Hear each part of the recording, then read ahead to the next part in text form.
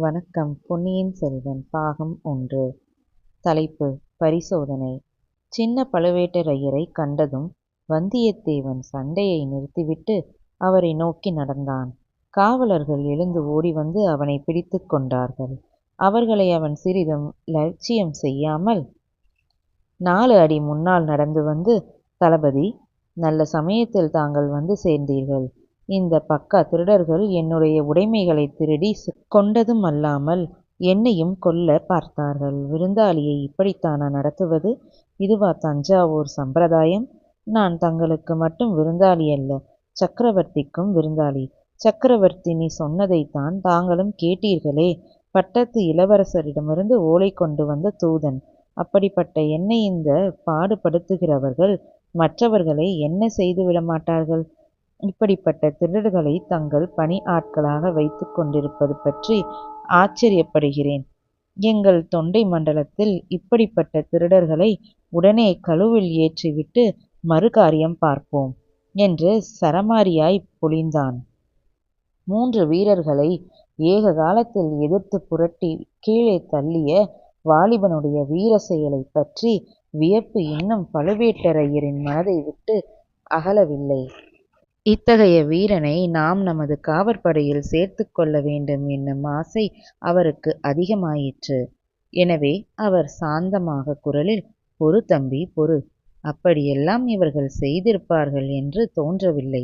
இவர்களை விசாரித்து பார்க்கிறேன் என்றார். நான் கூறுவதும் அதுதான். இவர்களை விசாரியுங்கள். விசாரித்து நீதி வழங்குங்கள்.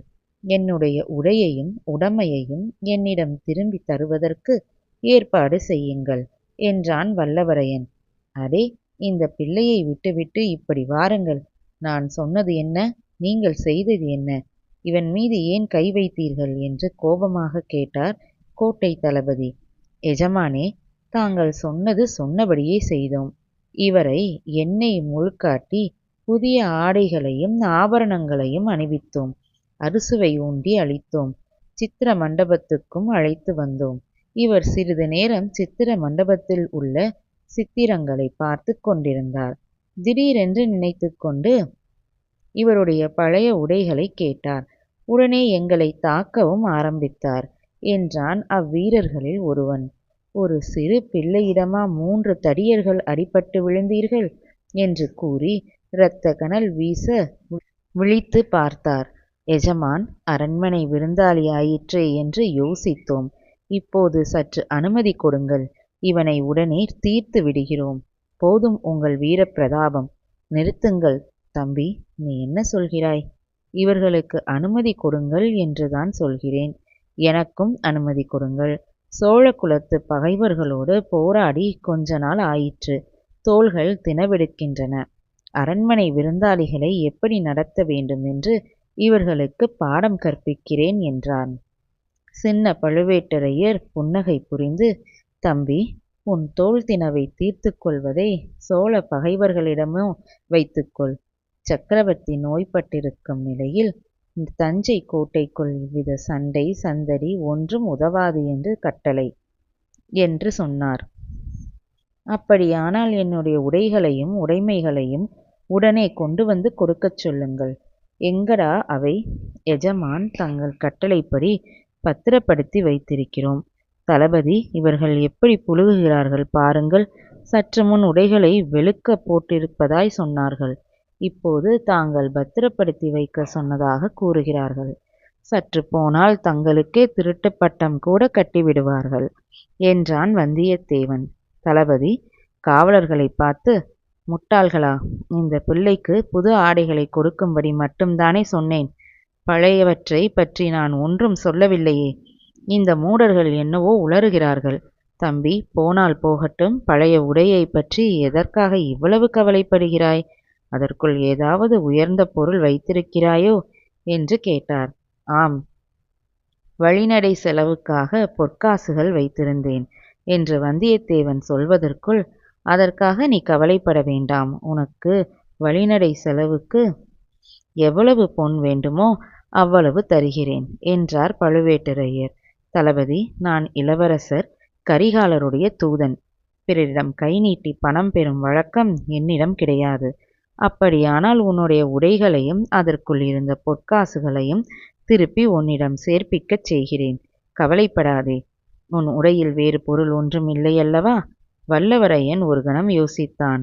அந்த தயக்கத்தை சின்ன பழுவேட்டரையரும் பார்த்து கொண்டார். வேறொரு முக்கியமான பொருளும் என் அரை சுற்று ஆடையில் இருக்கிறது. அதை உங்கள் ஆட்கள் தொட்டிருக்க மாட்டார்கள் என்று நினைக்கிறேன். தொட்டிருந்தால் அவர்கள் தொலைந்தார்கள். ஆகா, உனக்கு எத்தனை கோபம் வருகிறது! எங்கே யாரிடத்தில் பேசுகிறோம் என்பதை மறந்துவிட்டு பேசுகிறாய். சிறு பிள்ளையாயிற்றே என்று மன்னித்து விடுகிறேன். அப்படிப்பட்ட பொருள் என்ன தளபதி? அதை சொல்வதற்கில்லை. அது அந்தரங்க விஷயம்.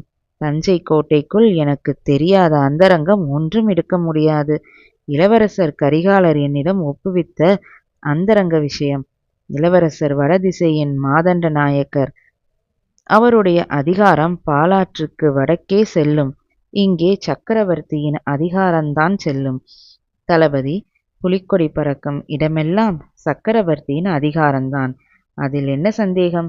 ஆகையினால்தான் இந்த கோட்டைக்குள்ளே எனக்கு தெரியாத அந்தரங்கம் எதுவும் இருக்க முடியாது என்று சொல்கிறேன். சக்கரவர்த்தியின் சேமத்தை கருதிதான். தளபதி, சக்கரவர்த்தியை கண்ணும் கருத்துமாய் காப்பாற்றி வருவதற்காக தங்களுக்கும் பெரிய பழுவேட்டரையருக்கும் சோழ சாம்ராஜ்யம் நன்றி கடன் பட்டிருக்கிறது. இன்றைக்கு சக்கரவர்த்தி தங்களை பாராட்டியதும் என் காதில் விழுந்தது. தங்களுக்கு பயந்து கொண்டுதான் யமன் தஞ்சை கோட்டைக்குள் புகுந்து வராமல் தயங்கிக் கொண்டிருக்கிறான் என்று சக்கரவர்த்தி சொன்னாரே, அது எவ்வளவு பொருள் புதிந்த வார்த்தை! ஆம் தம்பி, பழையாறையிலிருந்து சக்கரவர்த்தியை நாங்கள் இங்கே அழைத்து வந்து கட்டுக்காவலுக்குள் வைத்திராவிட்டால் இத்தனை நாளும் என்ன விபரீதம் நடந்திருக்குமோ தெரியாது. பாண்டிய நாட்டு சதிகாரர்களின் நோக்கம் நிறைவேறியிருந்தாலும் இருக்கலாம். ஆ, தாங்கள் கூட அவ்விதமே சொல்கிறீர்களே. அப்படியானால் நான் கேள்விப்பட்டது உண்மையாகத்தான் இருக்க வேண்டும். என்ன கேள்விப்பட்டாய்?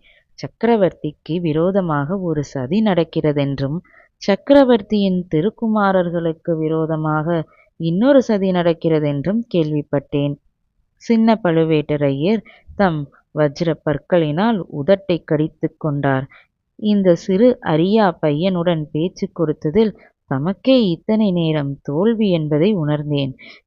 ஏறக்குறைய அவனுடைய குற்றச்சாட்டுகளுக்கு நாம் பதில் சொல்லி சமாளிக்கும் நிலையை வந்துவிட்டோம்.